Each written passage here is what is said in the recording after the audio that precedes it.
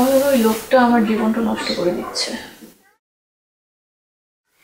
আজ তার জন্য দেখো আমার এই অবস্থা। আচ্ছা এত ভেঙে পড়ো না তো, কোনো একটা ব্যবস্থা ঠিকই হবে। কি ব্যবস্থা হবে? আমার এক বন্ধুকে পাঠিয়ে দেখি কাবিননামাটা তুলে আনতে পারি কিনা। যদি সেখানে তোমার তালাক দেওয়ার অধিকার থাকে তাহলে তুমি তাকে তালাক দিয়ে দিবে, ব্যাস ঝামেলা চুকে গেল। আমার চিন্তাটা কিন্তু সেখানেই, যদি আমার তালাক দেওয়ার কোনো অধিকার না থাকে তাহলে সে দিবে। আচ্ছা তুমি যদি তার সাথে সংসার করতে না চাও, সে কি জোর করে করবে? আমার তো মনে হয় না যে এত কিছু হয়ে যাওয়ার পর সে তোমার সাথে সংসার করতে চাইবে। কিন্তু যদি সে তালাক না দেয়, সে তালাক না দিলে তো আমরা বিয়ে করতে পারবো না। আর আমাদের এত কিছু জানার পর আমার কিন্তু মনে হয় না সে আমাকে তালাক দিবে। আহা সামান্তা, তুমি এত ভেঙে পড়ছো কেন? আগে কাগজটা আসুক, সেটা দেখে তারপর একটা ডিসিশন নেই। আর তাছাড়া আমরা তো এখানে ভালোই মজা করছি, এমন তো না যে বিয়ে না করলে আমরা এখানে আনন্দ করতে পারবো না। বিয়ের জন্য তো আমাদের ভালোবাসা থেমে থাকবে না, তাই না? তুমি শুধু শুধু মন খারাপ করবে। কি মন খারাপ নাকি? আরে না, খুব ভালো একটা নিউজ আছে। কি নিউজ? এখানে উপজাতি আছে, হ্যাঁ, ওরা প্রতি পূর্ণিমায় উৎসব করে। আজকে পূর্ণিমা, আমরা সেখানে যাব। তাই নাকি? আমি শুনেছি ওদের প্রোগ্রামগুলো খুব মজার হয়। তাহলে সামান্তা, আজকে আমরাও গিয়ে খুব মজা করবো, ঠিক আছে? আচ্ছা কোথায় রে প্রোগ্রাম? এখানে কিন্তু পাশেই।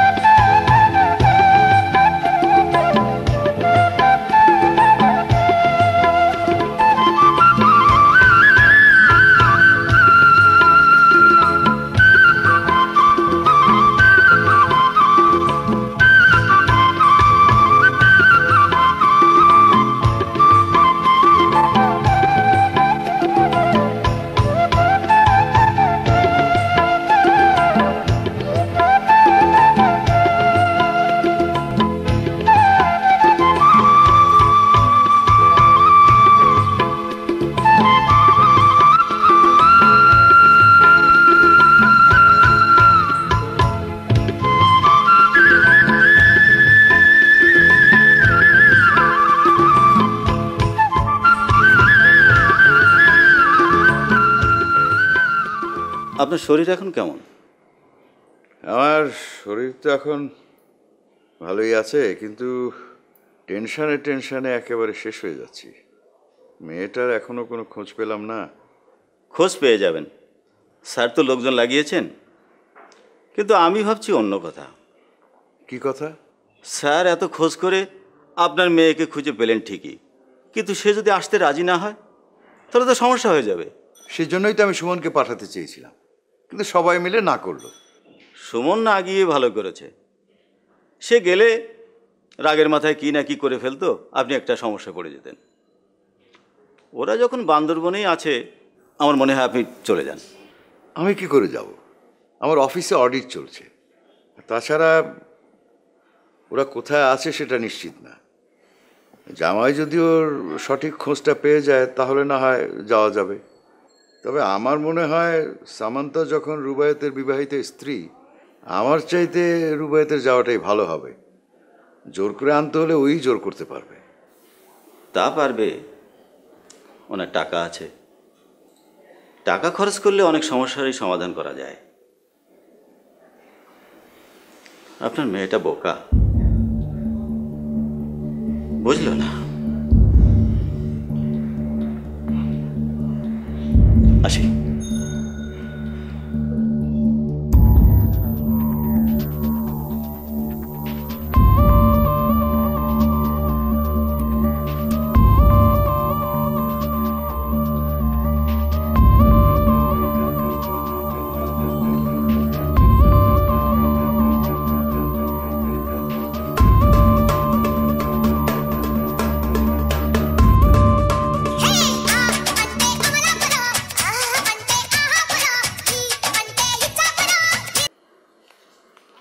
Hello boss.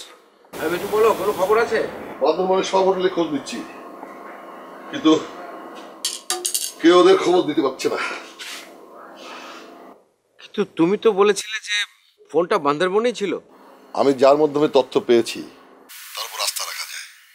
এর আগে সে যতবারই তথ্য দিয়েছে সব সঠিক ছিল। তাহলে কি ওরা বান্দরবন ছেড়ে অন্য কোথাও চলে গেল নাকি? ওরা যদি বান্দরবন এসেই থাকে, দুই একদিনের মধ্যে অন্য কোথাও চলে গেছে সেটা আমার বিশ্বাস হয় না। আর আমি যে এখানে এসেছি ওদের খুঁজছি সেটাও তো ওরা জানে না। তাহলে তুমি ওদের খোঁজ পাবে না কেন? বান্দরবান শহর তো আর এত বড় না যে কক্সবাজারের মতো এখানে হাজার হাজার হোটেল আছে, রিসোর্ট আছে না? আমার মনে হয় ওরা খুব একটা বাইরে বের হয় না। যদি বের হতো তাহলে ঠিকই লোকজনের নজরে পড়তো। আরো ভালো করে ওদের খুঁজতে হবে। আরে তোমাকে তো আমি ভালো করে খুঁজতে বলছি। তুমি কি বান্দরবনে গেছো কি প্রাকৃতিক? শোনো, বান্দরবনে গিয়ে কেউ হোটেলের রুমে বসে থাকে না। ওখানে অনেক ভালো ভালো সুন্দর সুন্দর প্রাকৃতিক দৃশ্য আছে, স্পট আছে। দয়া করে কালকে ওগুলোতে খুঁজে দেখো, কোথাও খুঁজে পাও নাকি? জি বস।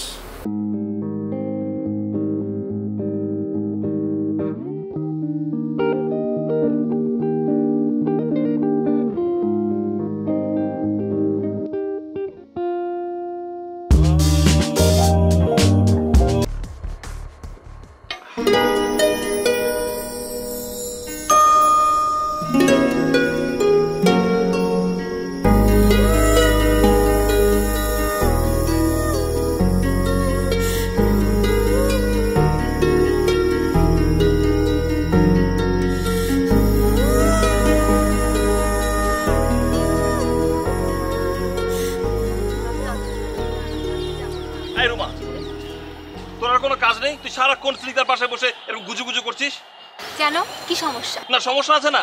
সারাক্ষণ যদি কাঁঠাল গাছের আঠার মতো লেগে থাকে তাহলে আমি কি করবো? ও, সর। আপনি ওর সাথে বসে বসে কথা বলবেন, সেটা বললেই তো হয়। এই আমি যাই রে। আরে না, তুই বস না, কি? আমি থাকলে নাহিদের আবার সহ্য হবে না।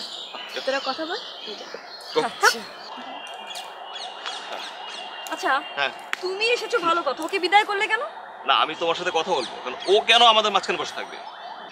কেন, ও থাকলে সমস্যা কোথায়? না, সমস্যা আছে না। এখন ও আর আমি একই এরিয়াতে থাকি। এখন ওর সাথে যদি পাশাপাশি বসে থাকি তাহলে মানুষ দেখলে জানলে এটা কি বলবে? বুঝতে পারছো না ব্যাপারটা? আর তুমি যে মেয়েটাকে এভাবে তাড়িয়ে দিলে, ও কি ভাবলো না ভাবলো সেটা নিয়ে তোমাকে একবার চিন্তা করতে হবে না? ও একদম কোনো কিছু মনে করবে না। ও আমার ছোট বোনের মতো।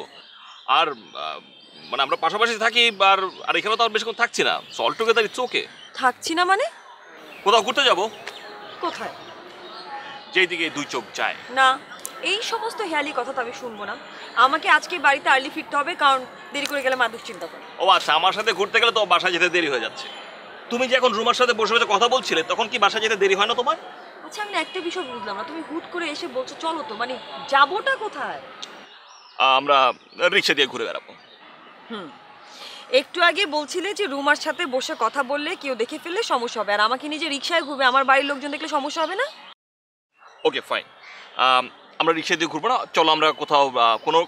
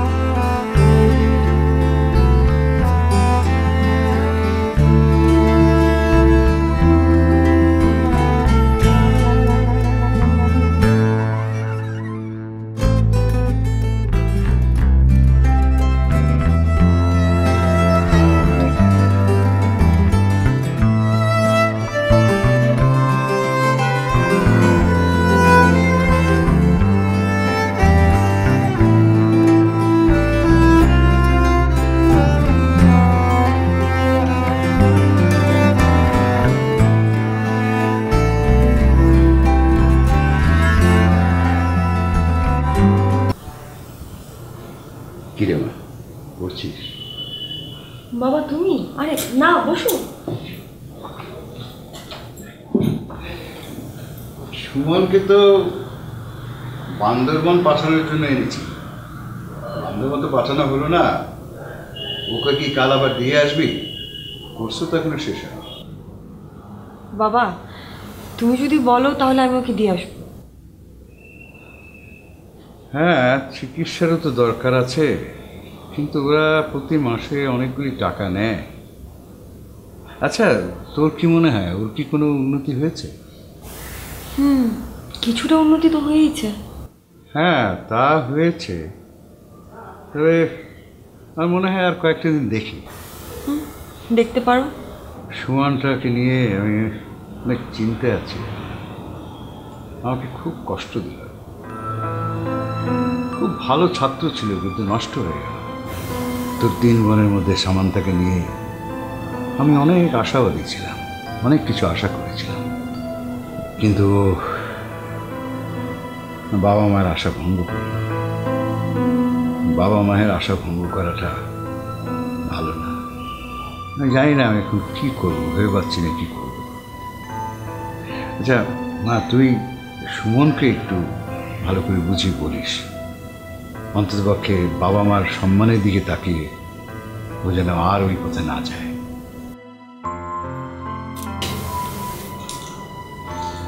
ঠিক আছে বাবা, আমি ওকে বলবো।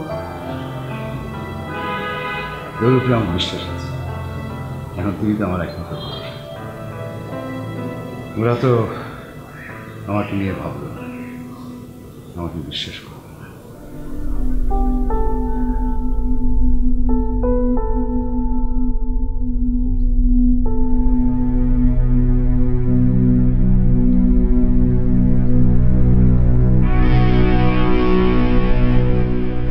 ম্যাডাম, আপনি অনেকক্ষণ ধরে এখানে একা, আপনার কি মন খারাপ?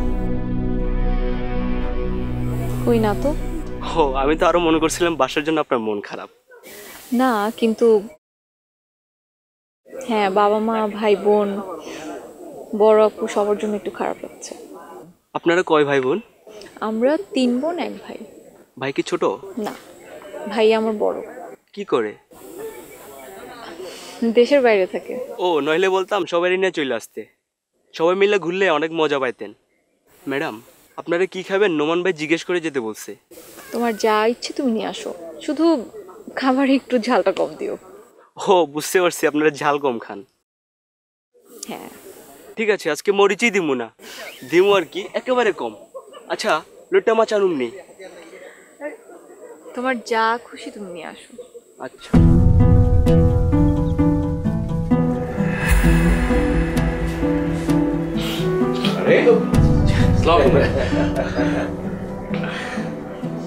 তুমি নিজে থেকে চলে এসেছো দেখে খুব ভালো লাগছে। বাহ, এই তো তুমি তো দেখছি আমাকে আপন আপন ভাবা শুরু করে দিয়ে চল। ভাইয়া, আপনি তো আমাদের আপনজনই। বাহ, শুনে খুব ভালো লাগলো। কি খাবে বলো? না, আমি এখন কিছুই খাবো না, নাস্তা করেই বেরিয়েছি। আচ্ছা, আজকে সারাদিন কি তুমি ফ্রি? তাহলে একটা কাজ করো, আজকে সারাটা দিন তুমি আমার সঙ্গে থাকো। হ্যাঁ হ্যাঁ হ্যাঁ, জি। আমি এক্ষুনি ফ্যাক্টরি ভিজিটে বেরিয়ে যাব। তারপরে ওই ফ্যাক্টরি ভিজিটের শেষে কাজের ফাঁকে ফাঁকে তোমার সঙ্গে গল্প করা গেল, গাড়িতে আসতে যেতে গল্প করা গেল, তারপর শীতলক্ষা নদীর তীরে ঠান্ডা হাওয়া খেয়ে তারপর দুজন একসাথে ফিরে আসলাম। কেমন হবে বলো তো? 1 মিনিট।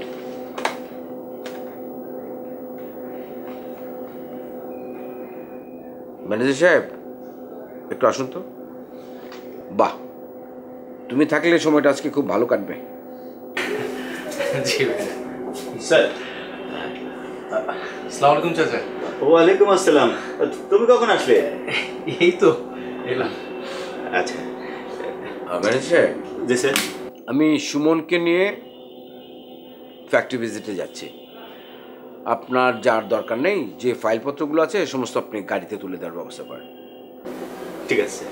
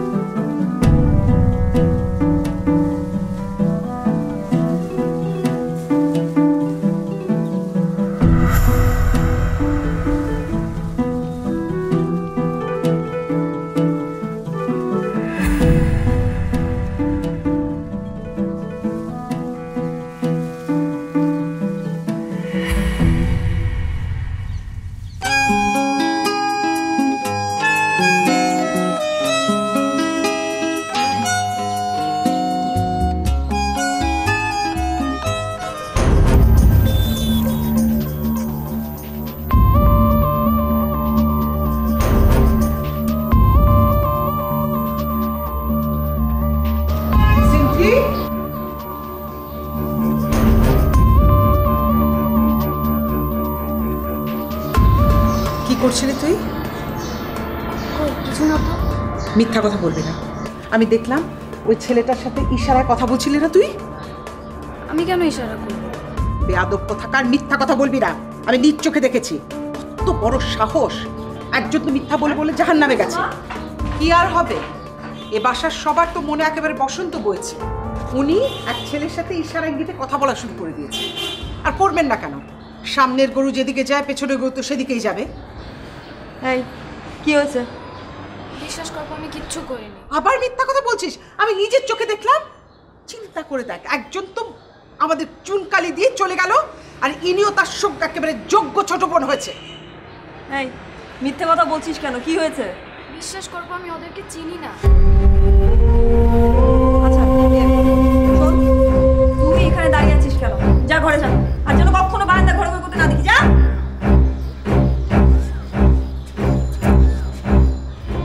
স্নিগ্ধা, এই ছেলেকে কিন্তু আমি আগেও এখানে ঘুরঘুর করতে দেখেছি। আজকে বুঝতে পারলাম ওর আসার কারণ কি। তুই চিন্তা করে দেখ তো, একবার তোর বাবা যদি জানতে পারে ওকে আস্ত রাখবে? ওর পড়ালেখা বন্ধ করে দেবে না? মা, আমার মনে হয় বাবাকে এখনই এই সমস্ত বিষয় কোনো কিছু জানানোর দরকার নেই। বাবা এমনি অনেক চিন্তার মাঝখানে পড়ে আছে। তুমি এই দায়িত্বটা আমাকে দাও, আমি ওর সাথে কথা বলবো। বিশ্বাস কর, আমার কপালটাই খারাপ জানিস।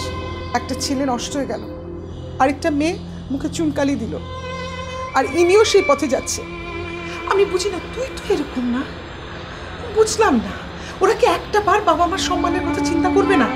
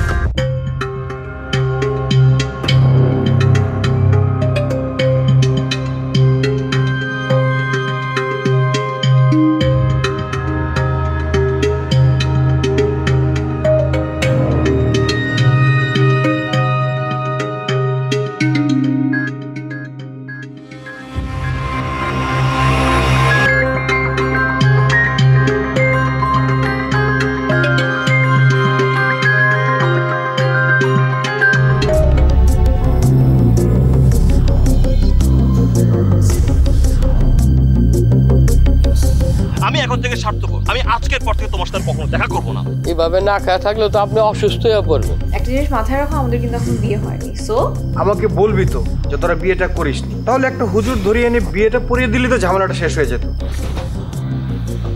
ভাবির কেন ফোনটা বন্ধ? ওর মোবাইলটাতে কি যেন একটা ডিস্টার্ব হয়েছে। কি ব্যাপার, তোরা সবাই আছো, সামান্তা কোথায়? দেখুন তো এই মেয়েটা আপনার হোটেলে উঠেছে কিনা। অন্য কোথাও পালিয়ে যাওয়ার আগে ওদেরকে খুঁজে বের করতে হবে। ওকে? জি জি। এত কিছু ঘটে গেছে, তোমরা আমাকে আগে জানাওনি কেন?